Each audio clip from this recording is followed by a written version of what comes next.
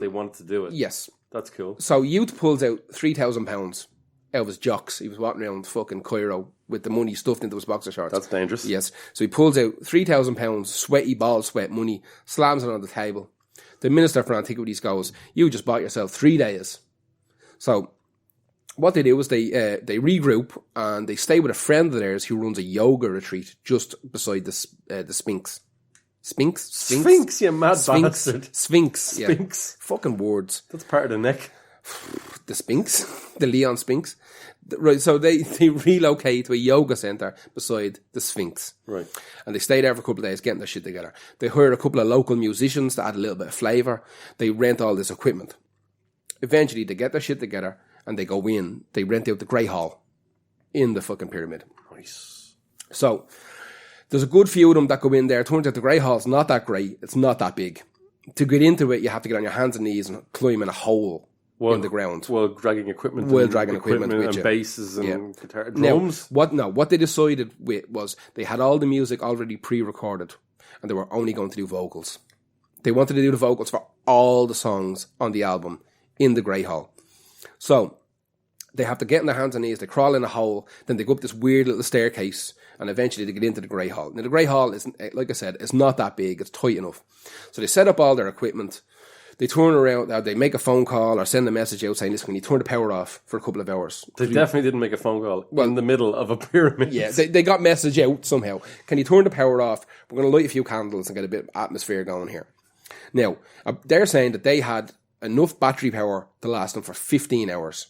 Right. Okay? They had 3 solid days, right? 72 hours, whatever the fuck it is. They had enough power to last them for like 10 to 15 hours.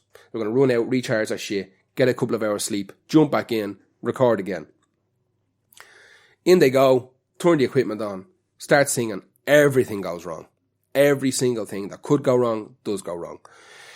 The batteries that are supposed to last 10 to 15 hours. Tutankhamun, not a big Killing Joke fan. Not into it. He's probably not even in that place. The batteries last 10 minutes. Wow. Right? All the batteries start fucking draining all over the place. One of the locals that they hired to hold onto like a boom microphone, he apparently either falls asleep or passes out, goes into a trance while he's standing there holding onto it, has this dream that apparently lasts for hours, even though he's only asleep for like a minute or two, where like the eyes of fucking Ra are chasing after him. So he snaps out of it. Mum-Ra? No, not Mum-Ra. Actual Ra, right? So these fucking glowing eyes start chasing him through the pyramid. He snaps out of it, drops all the gear, fucking screams, runs out of the pyramid. Nobody knows what the fuck's going on. Batteries are dying. Everybody's panicking. Absolute mayhem inside the pyramid. So out they crawl. They're like, this is bullshit. We're not going to get anything done. So the next day, I had to take a mouthful of gargle for this. I love Killing Joke so much. The best stories of bands in the entire world come from Killing Joke. Possibly one of the best bands in the world. Probably the best band in the world. But they go back in the second day.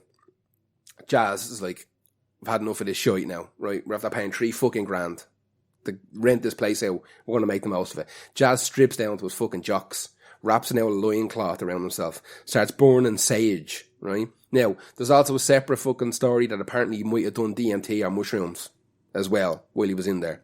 He's a big fan of stuff. And he just walks around the pyramid, rubbing the walls, explaining to the spirits that are in there that, listen, you know, we're artists and we're here to, you know, here for your glory and we mean no harm and we want to do this, and it explains to whatever the fuck is in the pyramid. What record label are you with, though? Exactly.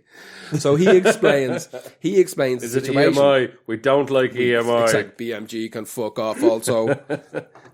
So he explains to the spirits or whatever the fuck is in the pyramid that this is what they want to do. So this goes on.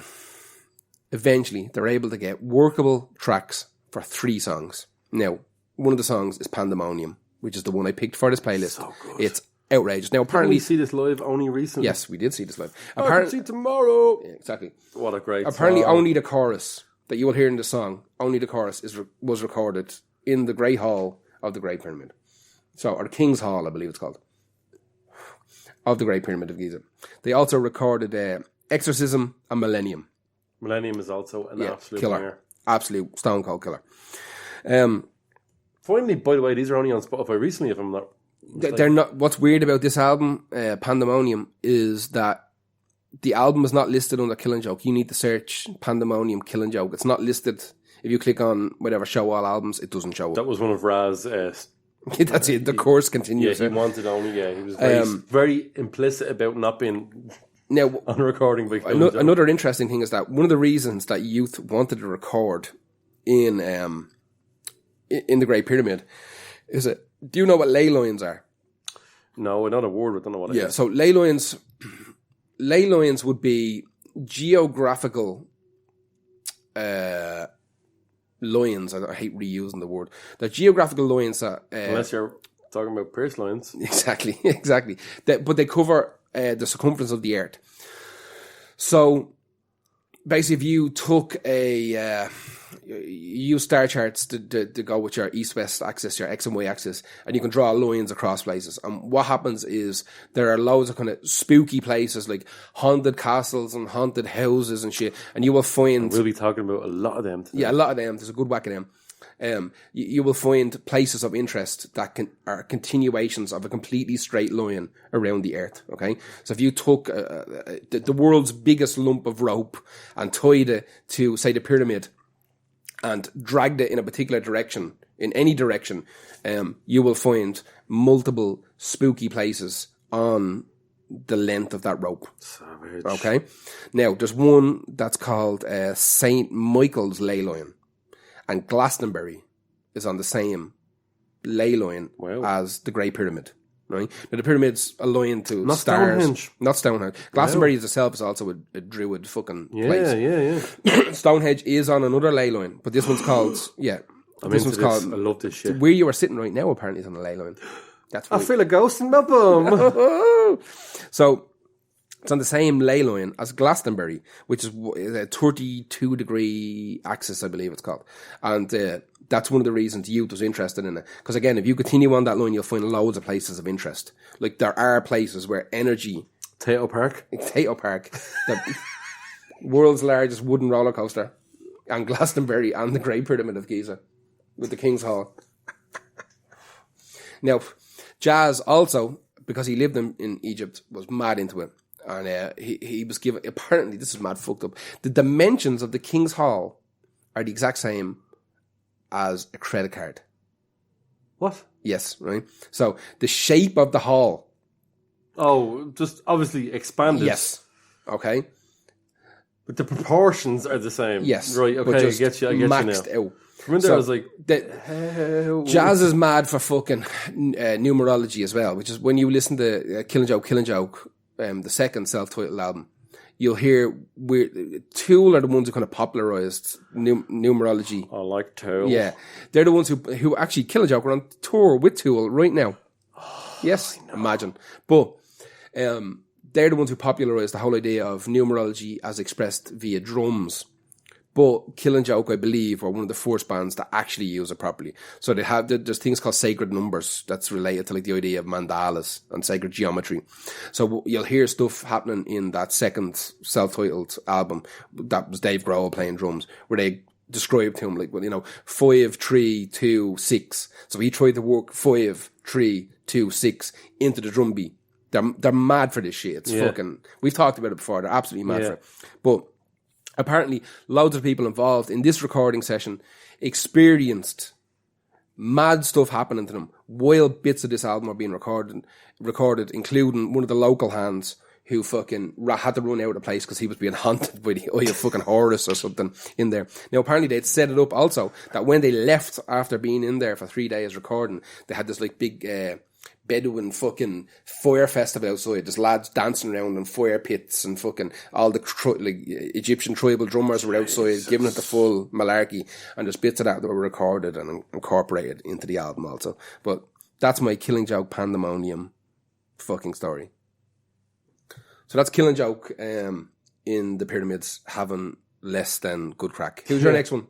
The next one is, I picked the Mars Volta. The song is Ariatarka from the Delouse and the Comatorium album, which is one of the best modern prog albums. And you say modern at this 2003, what year was that? 2003 that came out? Yeah. It's still modern. Prague is modern. Yeah, you see, Prague, the great thing about Prague is it was pushing stuff forward at the time, but now, how do you push stuff when you can't push it any further? Mm-hmm. It's still Prague. This was recorded in Rick Rubin's Laurel Canyon mansion in LA. The mansion. So apparently, from a lot of very famous artists, the Laurel Canyon mansion was owned by Rick Rubin is absolutely haunted, and they all said it was as fuck. Apparently, as fuck. But they're not coming up with different stories. They're coming up with very similar stories, which just makes me think it's great. So, as far as I can gather, this mansion. Do you ever see photos of what it looks like? I saw it from the outside. Yeah, it's fucking mad looking from the outside. But there's all these different. It's got like different. It's got different buildings. And the converted buses. Yeah. There's like a watchtower or a clock tower and stuff like this. So apparently underneath this is a infrastructure of tunnels that link to other mansions. Wank tunnels. Wank tunnels? I don't know. It's like the sound of it. Place you go to wank. I think if you own a mansion, you've got free reign to wank wherever you want. What if you wanted to wank somewhere else? Well, a subterranean wank tunnel. The reason that these tunnels were made... We're talking, this was built in the 20s. Mm. And do you remember what wasn't allowed in the 20s? I wasn't alive. We weren't allowed gargle like this in the 20s. No suppage. Prohibition. Well, I'm only drinking hand sanitizer. I don't think that existed in the 20s either. No, I'm having a bit of Xanax. Yeah, it's good stuff. Delicious. Neutrogena. So underneath this whole area is like an infrastructure to other mansions as well. Okay. It's like an underground railroad for gargle. For gargle, because apparently there was a place in Laurel Canyon that would deliver you alcohol through the underground. The Just Eat of fucking soup. Or drink. You know, you can get drink delivered there. I've seen on Just Eat. Literally. There is. Not Just Eat. There's a place on Facebook called... they're the people who use go-kart. I've seen them deliver it. They deliver in the middle of the night. To sessions. Yeah. Can you imagine the horror that they have to deal with? Yeah. I've seen them. They're all Brazilian people. God love them. They put in the shift. Fair fucks to them, lad. That's how to make an economy work for you.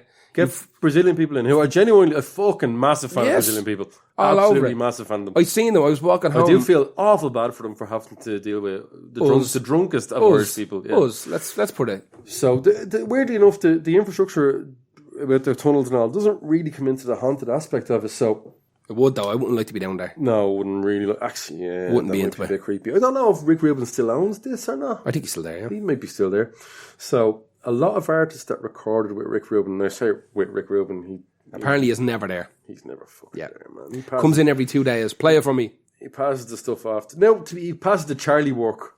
If you're a fan of Always Sunny, you know what that is. It's the grunt work. Yeah. To his interns and he'll have in-house engineers and he'll have understudies. But maybe back then he was a little bit more hands-on. So the bands that have recorded there were Red Hot Chili Peppers, Linkin Park, Marilyn Manson did it. Actually, Marilyn Manson was also completely skipped my first one. Just straight on. Wow, we'll go back to that later. Yep. And so Red Hot Chili Peppers recorded there. This was supposed to be the guys that felt the full brunt of it. Mm. I think, like, or else they just do more interviews because they're Red Hot Chili Peppers. Possibly. The famous story about the mansion is the Blood Sugar Sex Magic sessions. Yeah, that's the famous one.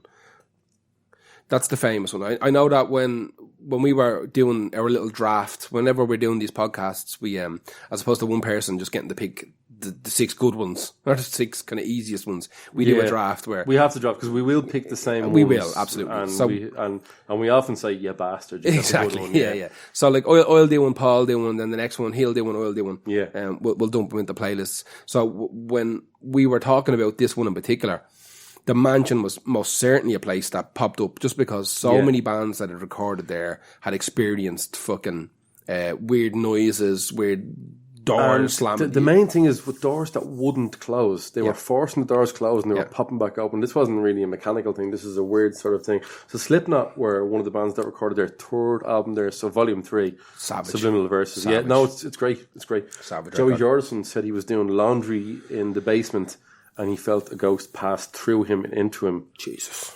And he said, I never want to go down to that basement ever again. I don't want to experience that. And he said, like talking about it. Corey Taylor said he saw a figure that appeared before him in a room.